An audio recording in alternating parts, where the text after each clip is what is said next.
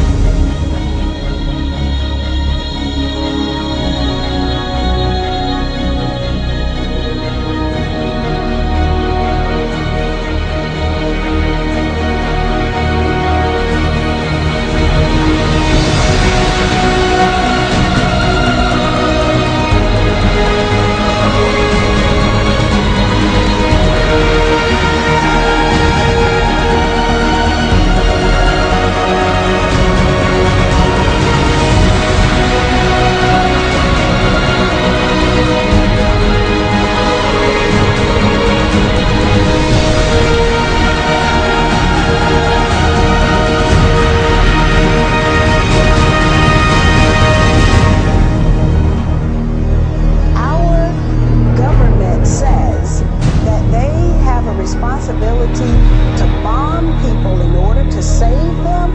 I think it's important for the American people to understand what the truth is.